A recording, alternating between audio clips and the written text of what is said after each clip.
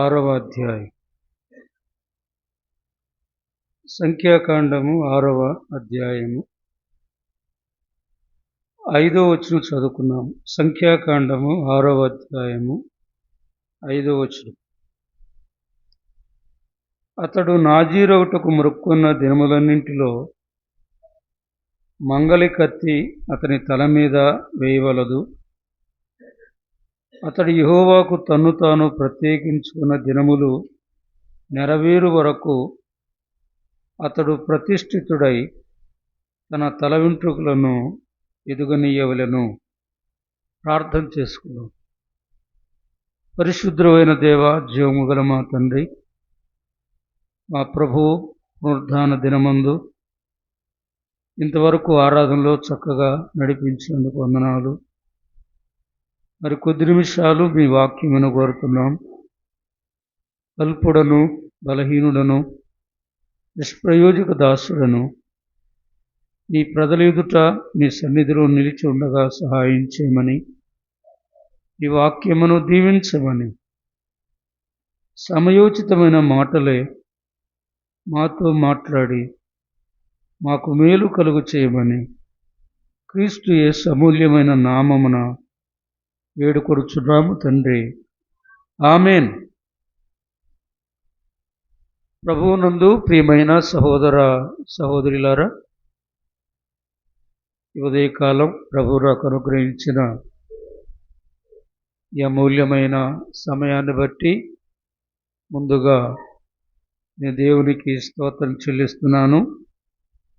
స్థానిక సంఘంలో ఉన్న పెద్దలకు, చేరి వచ్చిన సహోదర సహోదరులందరికీ ప్రభువు నామమున నా ప్రేమ వందనాలు తెలియచేస్తున్నాను.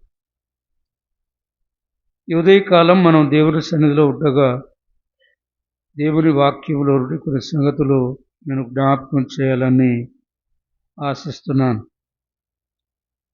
సంఖ్యాకాండం 6వ అధ్యాయము 5వ వచనం మనం చదువుకున్నాం. ఈ 6వ అధ్యాయంలో యెహోవా కొరకు నాజీరుగా ఉండుటకు పిలువబడిన వారు ఎలాగూ ఉండాలో ఈ 6వ అధ్యాయంలో దేవుడు మోషే ద్వారా వివరించాడు. ఇశ్రాయేలులో స్త్రీలు కానీ పురుషులు కానీ ఎవరైనాను యెహోవా కొరకు నాజీరుగా వ్రతము పొందవచ్చు.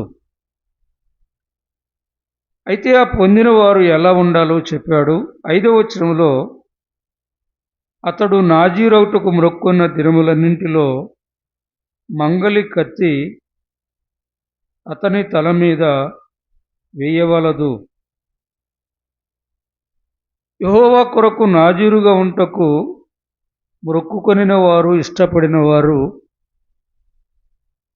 తన తల మీద మంగలి కత్తి వేయకూడదు అన్నాడు. అంటే తలను బోడి చేసుకునకూడదు. అందుచేత బైబిల్లో తల వెంట్రుకలు అనేవి ఎంత ప్రాముఖ్యమైనవో దైవ గ్రంథంలో చాలా వివరంగా వ్రాయబడ్డాయి. వెంట్రుకల్లో చాలా అమూల్యమైన పాఠాలు, అమూల్యమైన సత్యాలు దైవ గ్రంథంలో వ్రాయబడ్డాయి.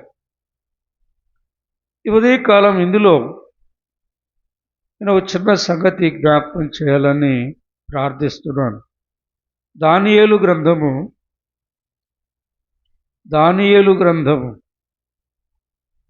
4వ అధ్యాయం. దానియేలు గ్రంథము 4:33. ఆ గడియలోనే అలాగున నెబుకద్నెజరుకు సంభవించెను. మానవుల్లో నుండి అతని తరిమిరి, అతడు పశువు వల్లే గడ్డి మేసెను. ఆకాశపు మంచు అతని దేహమును తడపగా అతని తల వెంట్రుకలు పక్షిరాజు రెక్కల ఏకల వంటియు, అతని గోళ్ళు పక్షుల గోళ్ళు వంటియు ఆయను. ఇక్కడ రాజైన నెబుకద్నెజరు కలిగిన దర్శనములో అతడు రాబోయే కాలంలో ఎలాగూ ఉంటాడో దేవుడు అతనికి ఆ రాజునకు దర్శనములో చూపించాడు. అతడు పశువు వల్లే గడ్డి మేస్తాడన్నాడు. నెబుకద్నెజరు, రాజైన నెబుకద్నెజరు పశువు వల్లే గడ్డి మేస్తాడన్నాడు. తర్వాత అతని తల వెంట్రుకలు పక్షిరాజు రెక్కల ఏకల వంటివి అన్నాడు. రాజైన నెబుకద్నెజరు పశువు వలె మారిపోతాడు. మాత్రమే కాదు, అతని తల వెంట్రుకలు పక్షిరాజు రెక్కల వంటి ఏకల వంటివి అన్నాడు. బైబిల్లో పక్షిరాజు అంటే బైబిల్ పండితులు గ్రద్ద అని తెలిగించారండి. గద్ద, పక్షిరాజు. మృగరాజు, మృగాలకు రాజు సింహము అన్నారు. సింహం. పక్షిరాజు అంటే గద్ద అన్నారు. గద్ద.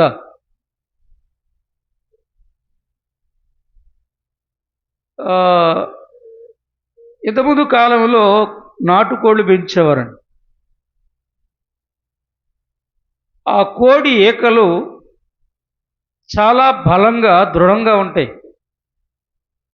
రంగురంగులతో చాలా అందంగా, చాలా గట్టిగా, చాలా చక్కగా ఉంటాయి. అలాగే ఇక్కడ పక్షిరాజు రెక్కల ఏకలు అన్నాడు. రాజైన నెబుకద్నెజరు యొక్క తల వెంట్రుకలు గ్రద్ద యొక్క రెక్కల ఏకల వంటిగా ఉన్నాయి అన్నాడు. అవి చాలా అందమైనవి, చాలా బలంగా, దృఢంగా, చాలా శక్తి కలిగి ఉన్నట్టుగా దైవ గ్రంథములో వాటిని గురించి వ్రాయబడ్డాయి. అంటే ఇక్కడ నెబుకద్నెజరు జరిగిన సందర్భం వేరు అండి. దానియేలు గ్రంథం 2వ అధ్యాయంలో అతని శిరస్సు మేలిమి బంగారు మయమైనటువంటిది అన్నాడు. దానియేలు గ్రంథం 2వ అధ్యాయం. అది కూడా దానియేలు ఆ విషయాన్ని రాజులకు తెలియచేశాడు. రాజా, ఆ బంగారపు శిరస్సు మీరే. 2వ అధ్యాయంలో బంగారు శిరస్సుగా ఉన్నది రాజా నెబుకద్నెజరు యొక్క తల. ఇక్కడ 4వ అధ్యాయంలో అతడు పశువు వలె తయారైపోయాడు, గడ్డి మేశాడు. అతని తల వెంట్రుకలు పక్షిరాజు రెక్కల ఏకల వంటివిగా తయారైగా ఉన్నవని దైవ గ్రంథములో వ్రాయబడ్డాయి. అయితే ఎందుకు ఇలా మారిపోయిందో 4వ అధ్యాయంలో ప్రభు తేటగా చెప్పాడు. ఇది నెబుకద్నెజరు యొక్క గర్వం వలన అతని జీవితంలో కలిగిన గొప్ప క్షీణత, గొప్ప నష్టం, అతడు అవమానాన్ని అనుభవించాడని దానియేలు దాని భావాన్ని చెప్పాడు. అయితే వినండి, పక్షిరాజు అంటే గ్రద్ద, పక్షులన్నిటిలో రాజు. పక్షిరాజు గ్రద్ద అన్నాడు. ప్రకటన గ్రంథం 4వ అధ్యాయంలో యోహాను ఒక చక్కని విషయాన్ని జ్ఞాపకం చేస్తున్నాడు. చదువుకుందాం. ప్రకటన గ్రంథము 4వ అధ్యాయం. ప్రకటన గ్రంథము 4వ అధ్యాయము 7, 8 వచనాలు చదువుతున్నాను. 4 జీవులు ఉండెను, 6 ఆఖరిలో 4 జీవులు ఉండెను, 7. మొదటి జీవి సింహము వంటిది, 2వ జీవి దూడ వంటిది, 3వ జీవి మనుష్యుని ముఖం వంటి ముఖం గలది, 4వ జీవి ఎగురుచున్న పక్షిరాజు వంటిది. ఈ 4 జీవులలో ప్రతి జీవికి 6 రెక్కలు ఉండెను. అవి చుట్టూను రెక్కల లోపటను కన్నులతో నిండి ఉన్నవి. అవి భూత వర్తమాన భవిష్యత్ కాలములో ఉండు సర్వాధికారియు దేవునగు ప్రభు పరిశుద్ధుడు పరిశుద్ధుడు పరిశుద్ధుడు అని మానక రాత్రింబగళ్ళు చెప్పుచుండును అన్నాడు. యోహాను పద్మాసు దీపంలో పరవాసిగా ఉన్నాడు. ప్రభువు దినమందు యోహాను ఆత్మవశముగా ఉండగా పరలోకంలో తలుపు తెరవబడింది. ఒక బోరధ్వని వంటి స్వరము యోహానుతో మాట్లాడుతున్నది. ఇక్కడికి ఎక్కిరము, ఇక మీదట జరగవలసిన వాటిని కనుపరుస్తున్నట్టు ప్రభువు యోహానుతో చెప్పాడు. అయితే ప్రకటన గ్రంథం 4వ అధ్యాయంలో పరలోకంలో ఒక సింహాసనము కనబడింది. ఆ సింహాసనం మీద మన ప్రభు అయిన యేసు క్రీస్తు ఆసీనుడుగా ఉన్నాడు. సింహాసనము చుట్టూ 24 సింహాసనాలు ఉన్నాయి. ఆ ప్రభువు ఎదుట ఆవరించి 4 జీవులు ఉన్నాయి అని 7వ వచనంలో చెప్పాడు. మొదటి జీవి సింహము వంటిది, రెండవ జీవి దూడ వంటిది, మూడవ జీవి మనుషుని ముఖం వంటి ముఖం గలది, 4వ జీవి ఎగురుచున్న పక్షిరాజు వంటిది అన్నాడు. ఈ 4 పోలికలు మన ప్రభు అయిన యేసు క్రీస్తులో ఉన్న 4 లక్షణాలను చూపిస్తున్నాయి. క్రొత్త నిబంధనలో 4 సువార్తలున్నవి. మత్తయి సువార్త సింహపు పోలికలో కనబడుతుంది. యేసు ప్రభు యూదులకు రాజుగా పుట్టినవాడు ఎక్కడ?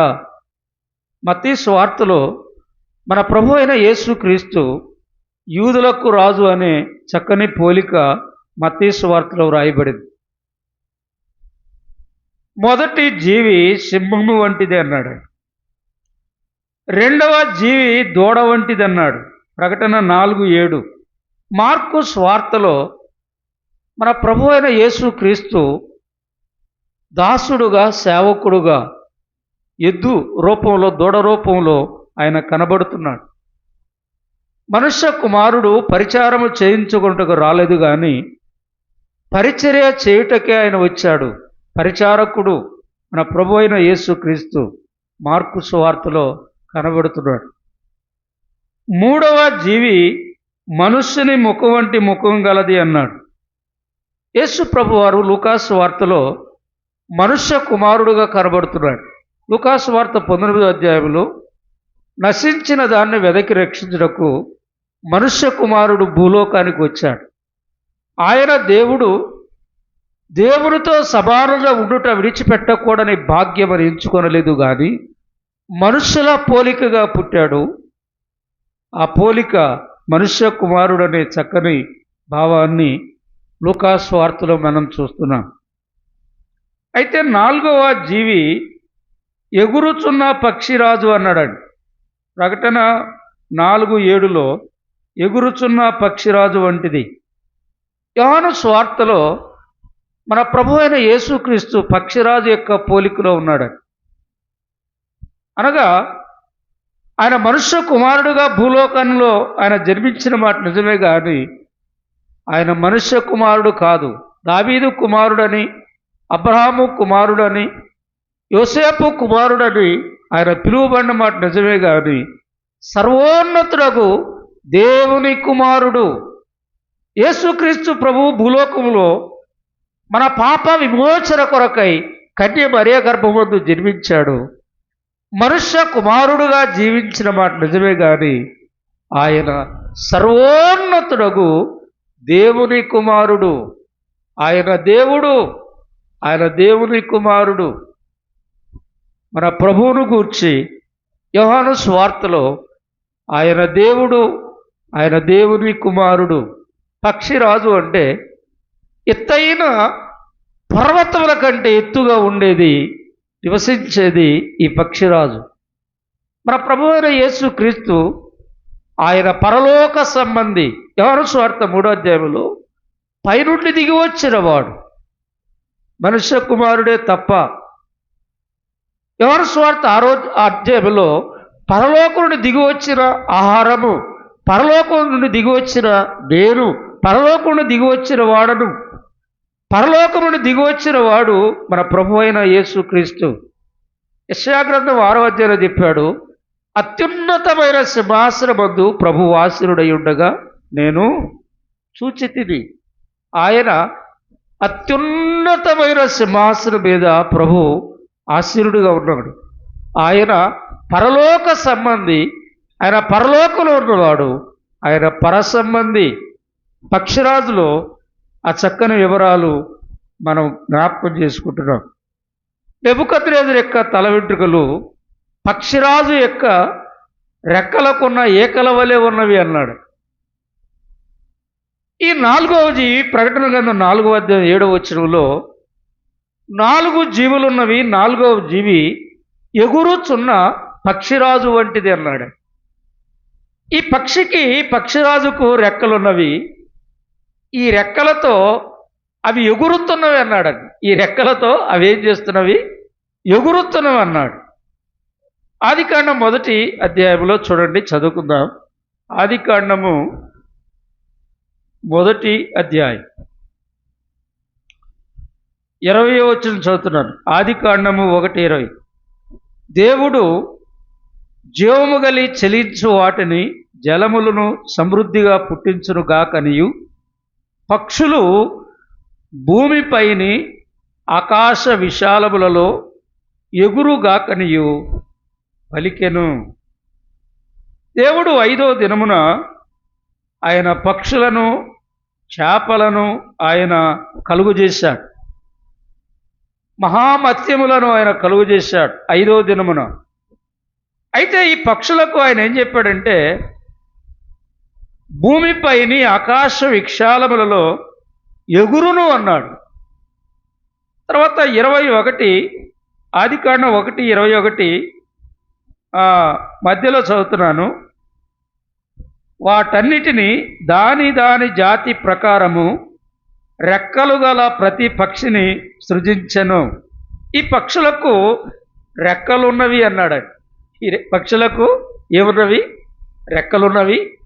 ఆ రెక్కలతో ఆకాశ విశాలములో ఎగురునుగాకన్నాడు. పక్షులు రెక్కలు దేవుడు దయచేశాడు. ఈ రెక్కలతో అవి ఆకాశ విశాలములో ఎగురును అన్నాడు. పక్షిరాజు రెక్కలున్నవి, అవి ఆకాశ విశాలములో ఎగురుతున్నవి.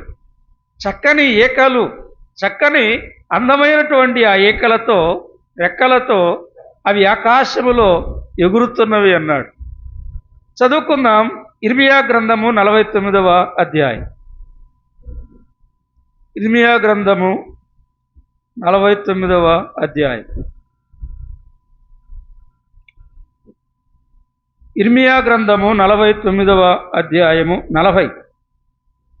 యెహోవా సెలవిచ్చున్నదేమనగా, పక్షిరాజు ఎగురునట్లు. పక్షిరాజు ఏం చేస్తున్నది? ఎగురుతున్నది అన్నాడు. ఆకాశ విశాలములో ఆ పక్షిరాజు ఎగురుతున్నది అన్నాడు. ప్రభువునందు ప్రియమైన సహోదరులారా, సహోదరులారా, ఈ ఉదయకాలం దేవుని వాక్యములు నేను జ్ఞాపకం చేసేది ఏమిటంటే, పక్షిరాజుకి దేవుడు 2 రెక్కలు ఇచ్చాడు. ఆ రెక్కలలో బలమైన ఈకలు, అందమైన ఈకలు కలిగినటువంటి రెక్కలు దానికి ఉన్నవి. ఆ రెక్కలతో ఆకాశ విశాలములో ఎత్తైనటువంటి పర్వతాల మీద కూడా అది ఎగిరిపోతా ఉన్నది ఆకాశంలో అని అన్నాడు. పక్షిరాజు ఎగురుతున్నది అన్నాడు. ఇందులో మనం గమనించే పాఠం ఏమిటంటే, దేవుని పిల్లలమైన మనము ఆకాశానికి ఎగిరిపోవాలా. ఎగురుట ఇక్కడ ఆత్మీయమైన పోలికలో చక్కని భావం కనబడుతుంది. అపోస్తలుడైన పౌలు కొలస్సె పత్రిక 3వ అధ్యాయం అన్నాడు, మీరు క్రీస్తుతో కూడా లేపబడిన వారైతే పైనున్న వాటిని వెదుకుడి. పరసంబంధమైన పైనున్న వాటిని వెదకాలి, పైకి ఎగిరిపోవాలి, పైనున్న వాటిని మనం వెదకాలని దైవ గ్రంథంలో పౌలు రాస్తున్నాడు. అంటే భూ సంబంధమైన వాటి మీద మనస్సు పెట్టకుడి. రెక్కలున్నవి, ఆ రెక్కల ద్వారా ఎగిరిపోవాలన్నాడు. ఎగరాలి, ఆకాశంలోనికి మనం ఎగిరిపోవాలి. భూ సంబంధమైన వాటి మీద మనస్సు పెట్టకూడదన్నాడు. అబ్రహామును గురించి రాయబడింది. అబ్రహాము ఆ పునాదులు గల పట్టడం కొరకు అబ్రహాం ఏం చేశాడు? ఎదురు చూచాడు. అంటే భూ సంబంధమైన దాని మీద కాదు. లోతు భూ సంబంధమైన దాన్నే కోరుకున్నాడు, ఇక్కడే ఉండిపోయాడు. కానీ అబ్రహాము ఆ పునాదులు గల పట్టడం కొరకు ఆయన ఎదురు చూచాడన్నాడు. కీర్తన గ్రంథములో ఓ చక్కని మాట, 90వ కీర్తన 90వ కీర్తన 10వ వచనం చదువుతున్నాను. 10వ చరణం. 90:10. మా ఆయుష్కాలము 70 సంవత్సరములు, అధిక బలమున్న ఎడల 80 సంవత్సరములను, అయినను వాటి వైభవము ఆయాసమే, దుఃఖమే, అది త్వరగా గతించును, మేము ఎగిరిపోవుదుము అన్నాడు.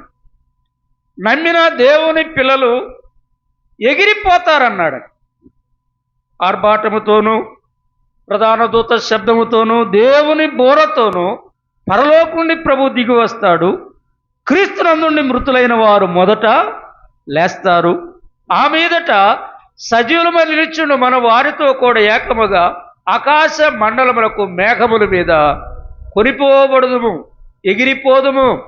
ఏలియా ఆరోహణ అయిపోయాడు, వెళ్ళిపోయాడు. వెళ్ళిపోతున్నప్పుడు ఎలీషా కేకలేస్తున్నాడు, అయ్యా ఇశ్రాయేలుకు రథములు రౌతులు నీవే కదా. ఆ సుడిగాలిలో ఇక ఎలీషా కనబడకుండా వెళ్ళిపోయాడు. ఆకాశానికి కొనిపోబడిపోయాడు ఏలియా. హనోకు దేవుడు తీసుకొని పోయాను, ఆదికాండం 5వ అధ్యాయంలో ఆయన కూడా వెళ్ళిపోయాడు, పరలోకానికి కొనిపోబడ్డాడు. మోషే కూడా వెళ్ళిపోయాడు. మోషే సమాధి ఎక్కడున్నదో నేటికి ఎవరికి తెలియదన్నాడు. కనుక భక్తులు శరీరాన్ని విడుస్తారు, వారి ఆత్మ కొనిపోవును. అదే లూకాసు వార్త 16 అన్నాడు, దేవదూతల చేత అతడు కొనిపోబడెను అన్నాడు. నమ్మిన భక్తులందరూ ఎగిరిపోతారు, లేక ప్రభు పిలిచినప్పుడు కొనిపోతారు, ఎగిరిపోతారు. దేవుడు వారిని కొనిపోతాడని దైవ గ్రంథము ద్వారా ఈ ఉదయకాలం నేను జ్ఞాపకం చేస్తున్నాను. కనుక సోదరులారా, సోదరులారా, పక్షిరాజు ఎగురునట్లు మనం ఎగిరిపోవాలన్నాడు. కోడి కూడా పక్షి జాతికి చెందిందండి. మనం పెంచుకునే కోళ్ళు కూడా పక్షి జాతికి చెందింది. అయితే కొన్నిసార్లు ఆ ఇంటి మీద ఈ ఇంటి మీదకి కొద్దిగా అది ప్రయత్నం చేసినప్పుడు అది కూడా ఎగురుతుందండి. మీరు జాగ్రత్తగా గమనించండి. ప్రయత్నం చేసినప్పుడు కొంచెం ఎగురుతుంది కోడి కూడా. కానీ సాధారణంగా 195% కోడికి కూడా దేవుడు రెక్కలు ఇచ్చాడు, కానీ ఆ రెక్కలతో ఎగురుదామనేటువంటి మనసు కోడికి ఉండదండి. కోడి ఎప్పుడు కూడా భూ సంబంధమైన ఇక్కడే తిరగాలని, ఇక్కడే భూమి మీద తిరుగుతూ భూమి మీద తిరుగుతూ ఇక్కడే నివాసం చేస్తుంది. కానీ అది ఎప్పుడైనా ఎగరాలనుకుంటే అది కూడా ఎగురుతుంది కొంత లెక్క కొంచెం. ఇందులో మనం గమనించే పాఠం ఏమిటంటే, దేవుడు మనకు కూడా 2 రెక్కలు ఇచ్చాడు. 2 రెక్కలంటే ఈ రెక్కలు కాదు. 1 ప్రార్థన, 2 వాక్య పఠన. దేవుని పిల్లలమైన మనము ప్రార్థన ద్వారా, వాక్య పఠన ధ్యానం ద్వారా ఈ 2 రెక్కలు మనం ఉపయోగించినప్పుడు మనం కూడా పైకి ఎగిరిపోగలము. పరసంబంధమైన, ఆత్మ సంబంధమైన పైనున్న వాటిని మనం వెతకాలంటే మనకివ్వబడిన 2 రెక్కలు కూడా మనం ఉపయోగించాలండి. 1 ప్రార్థన, 2 వాక్య పఠన. ఈ 2 రెక్కలు ఉపయోగించినప్పుడు మనం కూడా పైకి ఎగిరిపోగలం. పరసంబంధమైన వాటి మీద మన మనస్సు ఉంచగలం, పెట్టగలం. లేకపోతే కోడిలాగే మనం కూడా భూమి మీద ఉండిపోతామని. పక్షిరాజు దేవుడు దానికి రెక్కలిచ్చాడు. ఆ రెక్కలకు అందమైన ఈకలు, బలమైన దృఢమైనటువంటి ఆ రెక్కలకు చక్కని ఈకలున్నవి. ఆ ఈకలతో, ఆ రెక్కలతో అది ఆకాశ మండములకు అది ఎగురుతున్నది అన్నాడు. పక్షిరాజుకున్న చక్కని అనుభవం, అది ఎగురుతున్నది అన్నాడు. హబక్కూకు గ్రంథంలో ఓ చక్కని మాట వ్రాయబడిన చదువుకుందాం. హబక్కూకు గ్రంథం, యోనా, మీకా, నహూము, హబక్కూకు. హబక్కూకు గ్రంథము 1:8 చదువుతున్నాను. 1:8. వారి గుర్రములు చిరుతపుల్ల కంటే వేగముగా పరుగులెత్తును, రాత్రి యందు తిరుగులాడు తోడేళ్ల కంటెను అవి చురుకైనవి.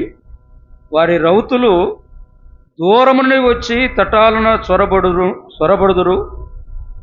ఎరను పట్టుకొనుటకై పక్షిరాజు ఒడిగా వచ్చునట్లు వారు పరుగెత్తి ఒత్తురు అన్నాడు. ఇక్కడ పక్షిరాజు ఒడిగా పరుగెత్తేది అన్నాడు. వేగముగా పరుగెత్తేది, చాలా వేగముగా పరిగెత్తేది, చాలా చురుకైనది, వేగముగా పరిగెత్తేది అన్నాడు.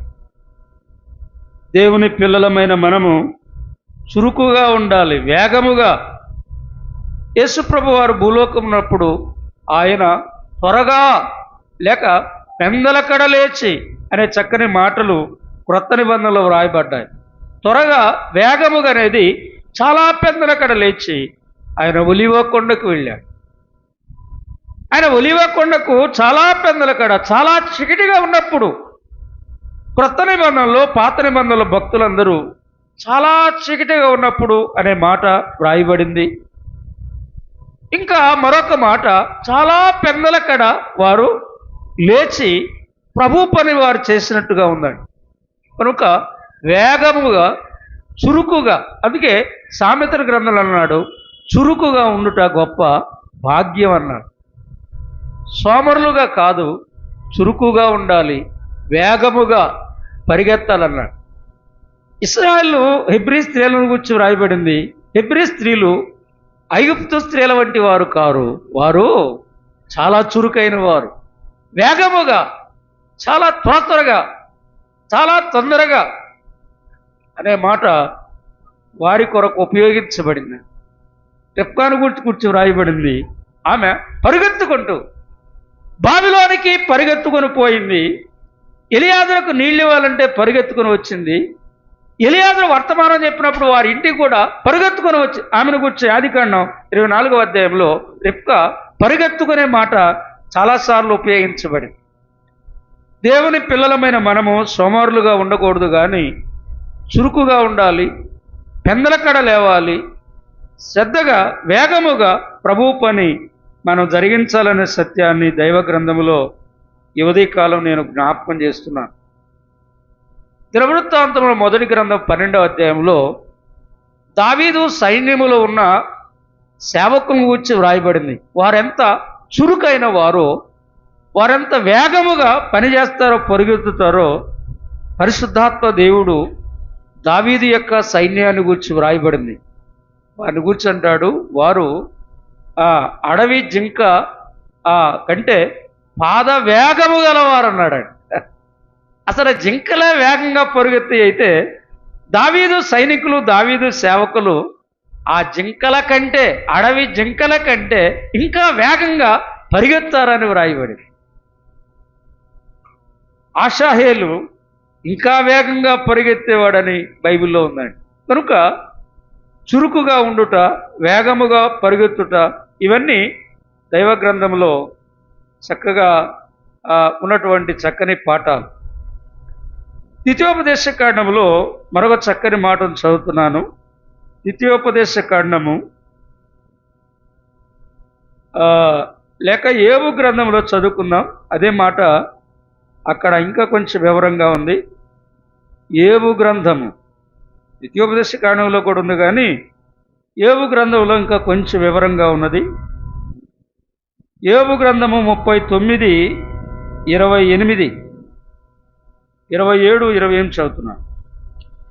పక్షిరాజుని ఆజ్ఞకు లోబడి ఆకాశ వీధికెక్కున తన గూడు ఎత్తైన చోట కట్టుకొనున అది రాతి కొండ మీద నివసించును. కొండ పేటు మీద ఎవరునూ ఎక్క జాలని ఎత్తు చోటను గూడు కట్టుకొనును. అక్కడ నుండి తన ఎరను వెదకును. దాని కన్నులు దానిని దూరము నుండి కనిపెట్టును. ఇక్కడ పక్షిరాజును గురించి వ్రాయబడింది. అది ఎత్తైన స్థలములో, అంటే ఎవరు ఎక్కలేనటువంటి ఎత్తులో తన గూడు నివాసాన్ని ఏర్పాటు చేసుకుంటుందన్నాడు. అక్కడ ఉంటుందన్నాడు. పర్వతాల కంటే కొండల కంటే ఎత్తైన ఉన్నతమైన స్థలములో అది గూడు కొట్టుకుంటుందన్నాడు. ఇది దేవుని పిల్లలమైన మనము ఉన్నతమైనటువంటి అనుభవాలు కలిగి ఉండాలని. దావీదు ఓ చక్కని మాట అన్నాడు. 61వ కీర్తన చదువుకుందాం. దావీదు కీర్తన గ్రంథం 61వ కీర్తనలో దావీదు ఒక చక్కని మాట జ్ఞాపకం చేస్తున్నాడు. చదువుతున్నాను. 61వ కీర్తన 2వ చరణం. నా ప్రాణము తల్లడిల్లగా బూది గంతం నుండి నీకు మొర్ర పెడుచున్నాను. నేను ఎక్కలేనంత ఎత్తైన కొండపైకి నన్ను ఎక్కించుము. దావీదు ప్రార్థన చేస్తున్నాడు. ప్రభువా, నేను ఎక్కలేనంత ఎత్తైన కొండ మీదకి నన్ను ఎక్కించు. దావీదు ప్రార్థన. ప్రియమైన సోదరులారా, సోదరులారా, దేవుని పిల్లలమైన మనం కొండల అనుభవం, పర్వతాల యొక్క అనుభవం కలిగి ఉండాలని. దావీదు అన్నాడు, నా కొండయు నా కోటయు నా ఆశ్రయదుర్గము నీవే. ఆయనే కొండ, ఆయనే కోట, ఆయనే రక్షణ శృంగము, శైలము, దుర్గము. దావీదు అనుభవంలో ప్రభువును గూర్చి పలికిన చక్కని మాటలు మనం చదువుతున్నాం. యేసు ప్రభువారు భూమి మీద ఉండగా శిష్యులు వెంట పెట్టుకొని ఆయన కొండ మీదకి వెళ్ళాడు. చదువుతున్నాను. మత్తయి సువార్త 17వ అధ్యాయం. మత్తయి సువార్త 17వ అధ్యాయము 1వ వచనం. 6 దినములైన తర్వాత యేసు పేతురును, యాకోబును, అతని సహోదరుని యోహానును వెంటబెట్టుకొని ఎత్తైన ఒక కొండ మీదికి ఏకాంతముగా పోయి వారి ఎదుట రూపాంతరము పొందెను. ఆయన ముఖము సూర్యునివలే ప్రకాశించెను. ఆయన వస్త్రములు వెలుగువలే తెల్లనివాయెను. ఇదిగో మోషేయు ఏలియాయు వారికి కనబడిరి, ఆయనతో మాట్లాడుచుండిరి.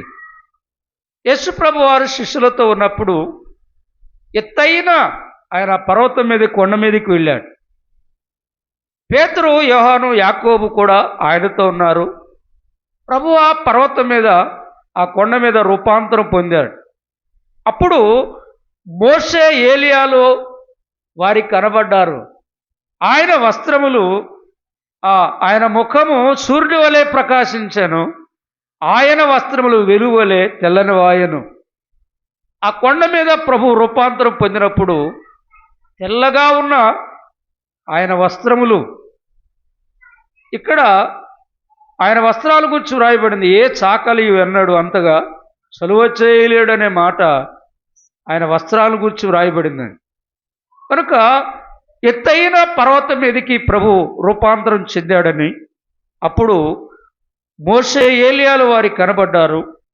అక్కడ పేతురు, యోహాను, యాకోబు కూడా వారితో ఉన్నారని దైవ గ్రంథంలో మనం చదువుతున్నాం.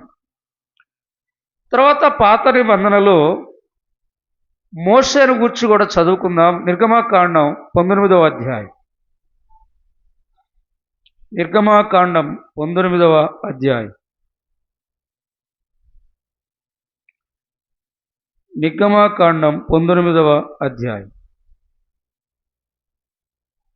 3వ వచనం చదువుతున్నాను. మోషే దేవుని యొద్దకు ఎక్కిపోవగా యెహోవా ఆ పర్వతం నుండి అతన్ని పిలిచి, ఇక్కడ మోషే సీనాయి పర్వతం మీదకి ఆయన పైకి కొండకి వెళ్ళిపోయాడు. ప్రభు పిలిచాడు, అక్కడికి వెళ్ళాడండి. మోషే కొండ మీదకి వెళ్ళాడు. మోషే 20వ వచనం, నిర్గమకాండం 19:20. యెహోవా సీనాయి పర్వతం మీదకి అనగా ఆ పర్వత శిఖరం మీదకి దిగి వచ్చాను. యెహోవా పర్వత శిఖరం మీదకి రమ్మని మోషేను పిలువగా మోషే ఎక్కి పోయెను. మోషే కొండ మీదకి ఎక్కి వెళ్ళిపోయాడు. సీనాయి పర్వతం మీదకి మోషే కొండ మీదకి వెళ్ళాడు. నిర్గమకాండం 24వ అధ్యాయం. నిర్గమకాండం 24వ అధ్యాయం 12వ వచనం. అప్పుడు యెహోవా మోషేతో ఇట్లనెను, నీవు కొండ ఎక్కి నా యొద్దకు వచ్చి అచ్చట ఉండుము. నీవు వారికి బోధించినట్లు నేను వారికి రాసిన ఆజ్ఞలు, ధర్మశాస్త్రమును, రాతి పలకలను నీకిచ్చెదను. దేవుడు కొండ మీదకి ఎక్కి రమ్మన్నాడు. మోషే కొండ ఎక్కాడు. అయితే మోషే కొండ ఎక్కినప్పుడు దేవుడు మోషేకు 13వ వచనం, మోషే దేవుని కొండ మీదకి ఎక్కెను. మోషే ఎక్కిపోయాడు. అయితే 15వ వచనం, నిర్గమకాండం 24:15, మోషే కొండ మీదకి ఎక్కినప్పుడు ఆ మేఘము కొండను కమ్మెను. యెహోవా మహిమ సీనాయి కొండ మీద నిలిచెను అన్నాడు. తర్వాత 17వ వచనం, యెహోవా మహిమ ఆ కొండ శిఖరం మీద దహించు అగ్ని వలె ఇశ్రాయేలు కనులకు కనబడెను. అప్పుడు మోషే ఆ మేఘములో ప్రవేశించి కొండ మీదకి ఎక్కెను. మోషే ఆ కొండ మీద రేయింబగళ్ళు 40 దినములు ఉండెను. సీనాయి అరణ్యానికి వచ్చారు ఇశ్రాయేలు. మోషే సీనాయి పర్వతం మీదకి వెళ్ళాడు. ప్రభువు కొండ ఎక్కి రమ్మన్నాడు. మోషే కొండ ఎక్కి వెళ్ళాడు. మోషే 40 దినాలు కొండ మీద ఉండగా దేవుడు మోషేతో మాట్లాడుతున్నాడు. దేవుని మహిమ మోషేకు చూపించాడు. దేవుడు ఆ 2 రాతి పలకలను మోషేకిచ్చాడు. ప్రత్యక్షపు గుడారం యొక్క నమూనా దేవుడు మోషేకు తెలియచేశాడు. 7 పండుగలు గుర్చిన సంగతులు దేవుడు మోషేకు తెలియజేశాడు. విశ్రాంతి దినాన్ని గుర్చిన సంగతులు దేవుడు మోషేకు తెలియజేశాడు. ఇంకా ఎన్నో సంగతులు ఆ పర్వతం మీద, కొండ మీద దేవుడు మోషేకు బయలుపరిచాడని నిర్గమకాండములో మనం చదువుతున్నాం. నిర్గమకాండం 32వ అధ్యాయం. నిర్గమకాండం 32వ అధ్యాయం 1వ వచనం చదువుతున్నాను. మోషే కొండ దిగకుండా తడవు చేయుట ప్రజలు చూచినప్పుడు, మోషే కొండ మీద ఉన్నాడు. మోషే ఎక్కడున్నాడు? మోషే కొండ మీద ఉన్నాడు. ఇశ్రాయేలు ఎక్కడున్నారు? కొండ కింద ఉన్నారు. ఈ 32వ అధ్యాయానికి మరలా వద్దాం మనం. 34వ అధ్యాయం, నిర్గమకాండం 34 2వ వచనం చదువుతున్నాను, లేక మొదటి 2 వచనాలు. మరియు యెహోవా మోషేతో, మొదటి పలకల వంటి మరి 2 రాతి పలకలను చెక్కుము. నీవు పగలగొట్టిన మొదటి పలకల మీదను వాక్యములను నేను ఈ పలకల మీద వ్రాసెదను. ఉదయమునకు నీవు సిద్ధపడి ఉదయమున సీనాయి కొండ ఎక్కి అక్కడ శిఖరం మీద నా సన్నిధిని నిలిచి ఉండవలెను. దేవుడు అంటున్నాడు, మోషే నీవు ఉదయాన్నే రావాలి ఆ కొండ మీదకి అన్నాడు. 2 రాతి పలకలు చెక్కి సిద్ధపరిచి తీసుకొని రమ్మన్నాడు. మోషే కొండ మీదకి వెళ్ళాడు. మోషే కొండ మీదకి వెళ్ళినప్పుడు దేవుడు ఆ రాయబడిన 2 రాతి పలకలను మళ్ళా దేవుడు మోషేకి ఇచ్చినట్టుగా ఈ 34వ అధ్యాయంలో మనం చదువుతున్నాం. అయితే జాగ్రత్తగా వినండి. మోషే కొండ మీద ఉన్నాడు, ప్రభువుతో ఉన్నాడు, దేవుని ధర్మశాస్త్రాన్ని పొందాడు, దేవుని మహిమను మోషే పొందాడు. చూడండి 34, 29, 30 చదువుతున్నాను. నిర్గమకాండం 34, 39, 30, 29, 30. మోషే సీనాయి కొండ దిగుచుండగా శాసనము గల 2 పలకలు మోషే చేతిలో ఉండెను. అతడు ఆ కొండ దిగుచుండగా ఆయన అతనితో మాట్లాడుతున్నప్పుడు తన ముఖ చర్మము ప్రకాశించిన సంగతి మోషేకు తెలిసి ఉండలేదు. అహరోనును ఇశ్రాయేలులందరూ మోషేను చూచినప్పుడు అతని ముఖ చర్మము ప్రకాశించను కనుక వారు అతన్ని సమీపింపవెరచరి అన్నాడు. ఇక్కడ మనం గమనించేది ఏమిటంటే, మోషే కొండ మీద ఉన్నాడు, దేవుని మహిమ ఆ కొండ మీద మోషేను ఆవరించింది, మహిమను చూపించాడు దేవుడు. 40 రోజులు మోషే ప్రభువుతో ఉన్నప్పుడు ప్రభు సన్నిధిలో మోషే ఆ గొప్ప ఆనందాన్ని పొందాడు. అక్కడ 28వ వచనం లేక 27 చదువుతున్నాను. మరియు యెహోవా మోషేతో ఇట్లనెను, ఈ వాక్యములను వ్రాసికొనుము, ఏలయనగా ఈ వాక్యమును బట్టి నేను నీతోనూ ఇశ్రాయేలుతోనూ నిబంధన చేసి ఉన్నాను. అతడు 40 రేయిపగలు యెహోవాతో కూడా అక్కడ ఉండెను. అతడు భోజనము చేయలేదు, నీళ్లు త్రాగలేదు. అంతలో ఆయన నిబంధన వాక్యములు అనగా 10 ఆజ్ఞలు ఆ పలకల మీద రాశారు. ఇప్పుడు 40 రోజులు రాత్రింబాళ్ళు దేవుడు మరి మోషే ఆ కొండ మీద ఉన్నాడు. మోషే అన్నం తినలేదు, నీళ్లు తాగలేదు. మోషే దేవుని సన్నిధిలో ఉన్నాడు, దేవుని మహిమతో ఉన్నాడు. మోషే దేవుని ధర్మశాస్త్రం దేవుడు మోషేకు అనుగ్రహించాడు. దేవునితో ముఖాముఖిగా మాట్లాడుతున్నాడు, ముఖాముఖిగా దేవుణ్ణి చూచాడు మోషే. ఇవన్నీ అక్కడ జరిగినాయి. మోషే కిందకి దిగి వస్తే అహరోను కానీ ఇశ్రాయేలు కానీ మోషే ముఖాన్ని ఏం చేయలేకపోయారు? అమ్మా చెప్పండి, ఏం చేయలేకపోయారు? చూడలేకపోయారు. అది అలా ఉంచండి. కొండ మీద ఉన్న మోషే అనుభవం, కొండ కింద ఉన్న ఇశ్రాయేలు యొక్క అనుభవం మనం చూస్తే 32వ అధ్యాయంలో ఇశ్రాయేలు అందరూ అహరోను దగ్గరికి వచ్చి, అయ్యా అహరోను, ఈ మోషే అనేవాడు ఏమైపోయాడో మా కొరకు ఒక దేవతను దేవుడు చేయమన్నారండి. అప్పుడు ఈ అయ్యగారు అన్నాడు, మీ చెవులున్న ముక్కులున్న పోగులు బంగారం అంతా దేశరమ్మన్నాడు. అది తీసుకొచ్చి పొగరుతో ఎద్దు రూపాన్ని తయారు చేసి ఆ దూడ తయారు చేసి ఇక వాడికి ఒక పండగ నియమించాడు. ఇశ్రాయేలు అందరూ ఆ దూడని పెట్టుకొని ఐగుప్తు నుండి మమ్మల్ని తీసుకొచ్చిన దేవత దేవుడు నీవే కదని ఆ ఎద్దు దగ్గర ఆ దేవుడు అని చెప్పి నాట్యం ఆడుతూ నమస్కారం చేస్తూ పూజ చేస్తున్నారని. ఎవరు వారు? కొండ కింద ఉన్నవారు. ఎవరు వీరు? కొండ కింద ఉన్నవారు. మోషే కొండ మీద ఉన్నాడు.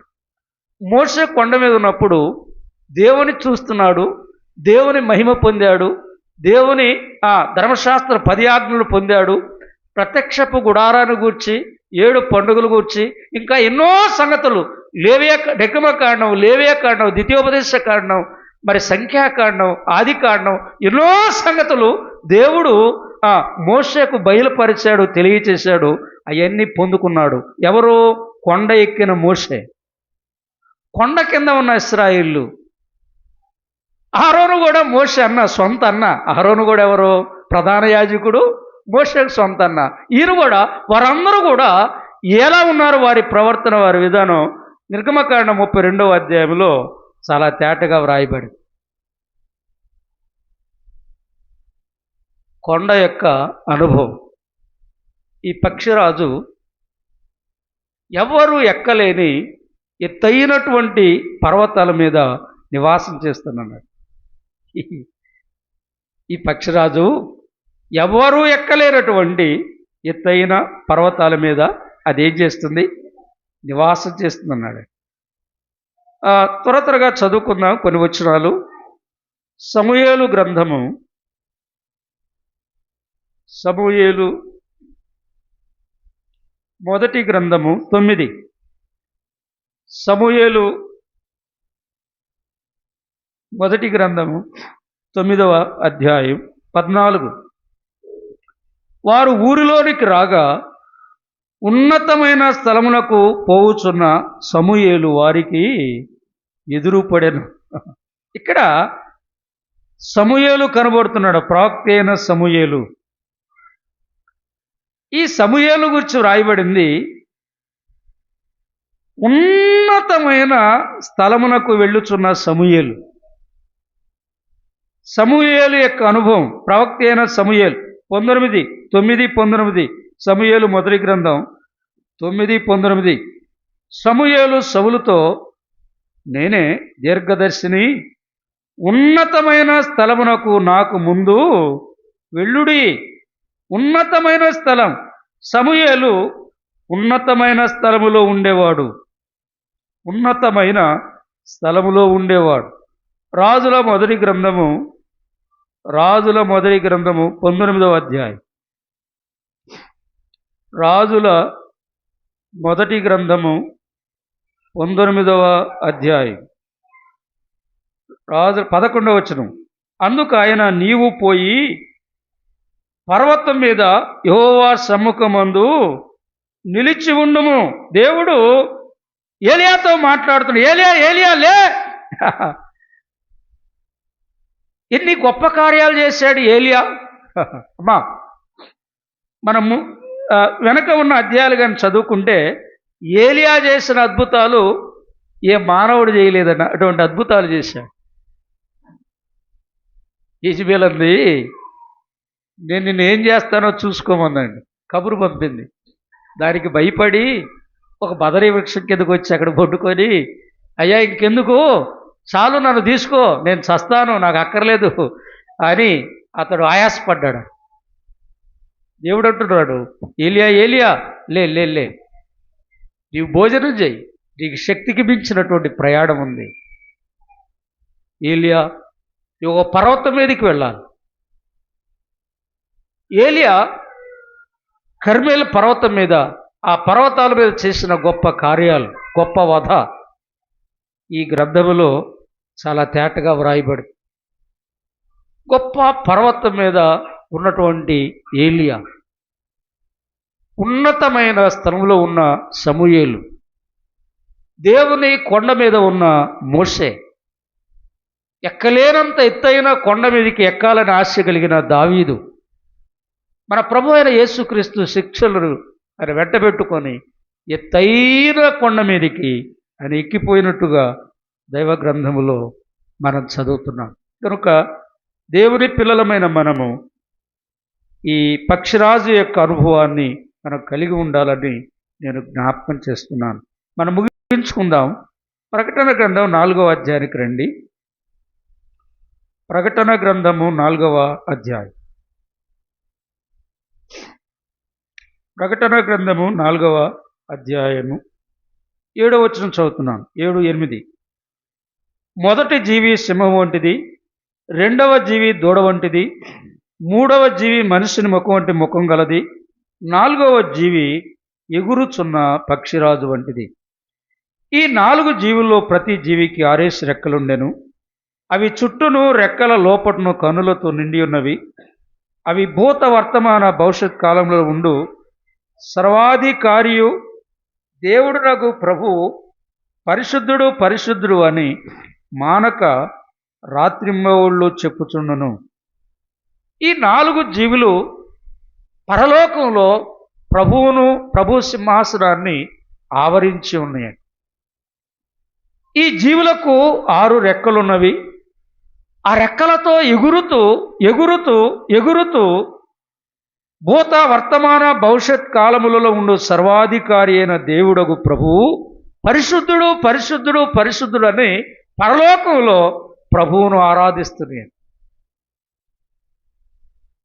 ఇది వట్టిది కాదు. యోహాను కన్నులారా చూచాడు, చెవులారా విన్నాడు, దాన్ని చూచి తాకి ప్రకటన గ్రంథాన్ని రాస్తున్నాడు. 5వ అధ్యాయంలో చదువుతున్నాను. ప్రకటన గ్రంథం 5:6. మరియు సింహాసమునకును ఆ 4 జీవులకును పెద్దలకును మధ్యను వధింపబడినట్లుండు గొర్రెపిల్ల నిలిచి ఉండుట చూచి తిని. 8వ వచనం.